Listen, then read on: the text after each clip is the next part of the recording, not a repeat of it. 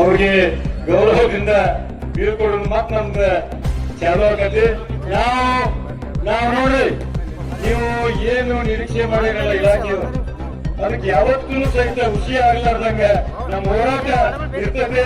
ಇದು ಗಾಂಧಿ ಮಾರ್ಗದ ಅಹಿಂಸಾತ್ಮಕವಾದಂತ ಹೋರಾಟ. ಈ ನಿಮ್ಮ ಬೆಂಬಲ ನಿಮ್ಮ ಸಹಕಾರ ನಮ್ಮ ಜೊತೆ ಇರ್ತದೆ. ಇವತ್ತು 3,011 ರೂಪಾಯಿ ADPR ಒಳಗ ಕಾರ್ಖಾನೆಯವರು ಕೊಡಕ್ ಸ್ಪಷ್ಟವಾಗಿ ಹೇಳ್ತಾರ. ಅರ್ಥ ಮಾಡ್ತಾರೆ ನೀವು. ಇವತ್ತು ಮಾರ್ಗಸೂಚನೆ ಬೆಲೆ ಅಂತ ಹೇಳ್ತಾರು. ನೋಡಿ ಕೇಳಲಿ, ಬಾಗಲಕೋಟೆ ಜಿಲ್ಲೆ ಒಳಗಿರ್ತಕ್ಕಂಥ ನಾಯಿನೇಗ್ಲಿ ಕಾರ್ಖಾನೆ 3,711 ರೂಪಾಯಿ ಬೋರ್ಡ್ ಹಚ್ಚಿ ಕೆಲಸ ಕಾರ್ಖಾನೆ ಚಾಲೂ ಮಾಡಿದಾರ. ಹೌದಾ? ಅಲ್ಲಿ HNT ಎಷ್ಟು ಮಾಡೋದಂದ್ರೆ 950 ರೂಪಾಯಿ HNT ಮಾಡಿದಾರ. ಇವತ್ತು ನಾನು ಏನು ಬೇರೆ ಏನೋ ಮಾತಾಡಲ್ಲ, ಸರ್ಕಾರಕ್ಕೂ ಹೇಳಲ್ಲ, ಸಕ್ಕರೆ ಮಂತ್ರಿಗೆ ಮತ್ತೆ ಜಿಲ್ಲಾಧಿಕಾರಿಗೆ ಹೇಳ್ತೀನಿ, HNT ನಿಯಂತ್ರಣ ಮಾಡಿದ್ರೆ 450 ರೂಪಾಯಿ ಸಿಗೋದು. 3,450 ರೂಪಾಯಿ ನಾಯಿನೇಗ್ಲಿಗಳಿಗೆ ಸಿಗ್ತದೆ. ಇವತ್ತೇನ್ ಸರ್ಕಾರ ಬೆಲೆ ಘೋಷಣೆ ಮಾಡ್ಬೇಕು?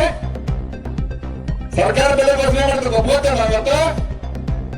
ಒಂದು ವಿಷಯ ಸ್ಪಷ್ಟವಾಗಿ ತಿಳ್ಕೊಳ್ಳಿ, ಈ ಜಿಲ್ಲೆದೊಳಗ ಈಗಾಗಲೇ ಕಾರ್ಖಾನೆ ಚಾಲೂ ಮಾಡಿದಾರೆ. HNT 950 ಮಾಡಿದಾರೆ. ಬರೀ HNT ನಿಯಂತ್ರಣ ಮಾಡಿದ್ರೆ 3,460 ರೂಪಾಯಿ ಸಿಗದಂತದ್ದು ಸ್ಪಷ್ಟವಾಗಿ ಏರಿಕೆ ಮುಖಾಂತರ ಹೇಳ್ತೇನೆ ನಾವು.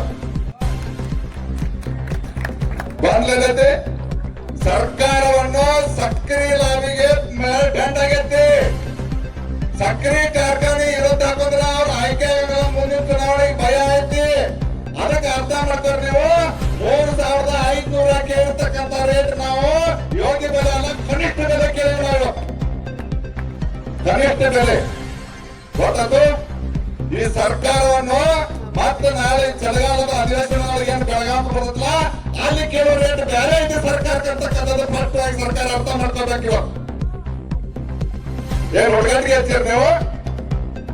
3,850 ಕಾರ್ಖಾನೆ ಅವರು 50 ರೂಪಾಯಿ ನಾವು ಏನ್ ಬಿಟ್ಟಿ ಕೊಡ್ತೀವಿ, ನಮಗ ಏನ್ ಪುಕ್ಷಟೆ ಕೊಡ್ತೀರಿ? ನಾವು ಕೊಟ್ಟಿರ್ತಕ್ಕಂಥ ಟ್ಯಾಕ್ಸ್ ಸರ್ಕಾರ ನಡೆಸುವಂತ ಮುಖ್ಯಮಂತ್ರಿಗೆ ಹೇಳ್ತೀನಿ, ಮತ್ತೆ ಕನಿಷ್ಠ 200 ರೂಪಾಯಿ ಕೊಡ್ಬೇಕು ಟ್ಯಾಕ್ಸ್. ಯಾವ ಕೊಲ್ಲಾಪುರದವ್ರು ಕಿತ್ಕೊಂಡು ಹೋಗಿರ್ಬೇಕು ಟ್ಯಾಕ್ಸ್? ಬೆಳಗಾವಿ ಟ್ಯಾಕ್ಸ್ ಕಿತ್ಕೊಂಡು ಹೋಗಿರ್ಬೋದು, ಸಂಗೂರು ಸರ್ಕಾರದ ಟ್ಯಾಕ್ಸ್ ಕೇಳಾಗಿ ಹೋಗ್ತಕ್ಕಂಥದ್ದು ಈ ಸಭೆ ಮುಖಾಂತರ ಹೇಳ್ತೀನಿ.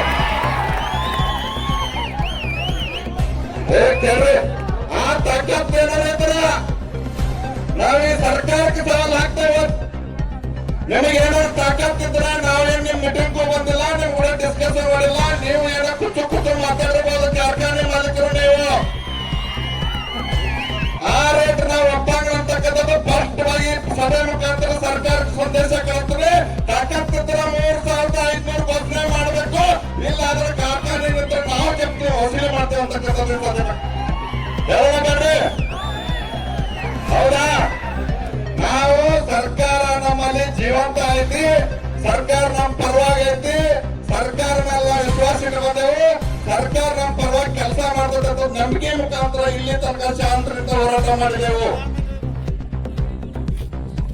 ಇನ್ನು ಮುಂದೆ ಸರ್ಕಾರಕ್ಕೆ ನೀಡದೆ ಹೋದರೆ ನಾವು ಡೈರೆಕ್ಟ್ ಆಕ್ಷನ್ ಮಾಡ್ಬೇಕು. ಡೈರೆಕ್ಟ್ ಆಕ್ಷನ್ ಮಾಡಿದ್ರೆ ಕಾರ್ಖಾನೆ ಅವ್ರ ಕೆಲಸ ಬಾಯಿ ಬಿಡಿಸುವಂತ ಕೆಲಸ ಈ ಹೋರಾಟ ಮುಖಾಂತರ ಮಾಡಬೇಕಂತಕ್ಕಂಥದ್ದು ಹೇಳ್ತಾರೆ. ಹೋರಾಟ ಮುಗಿದಿಲ್ಲ. ಇದು ಇವತ್ತು ನಾವು ವೇದಿಕೆ ಹಾಕೇವೆ. ಹೋರಾಟ ಮುಗಿತೈತಿ. ವೇದಿಕೆ ಏನ್ ರೆಡಿ ಆಗೈತಿದ್ರು? ಇವತ್ತು ರೆಡಿ ಆಗೈತೆ.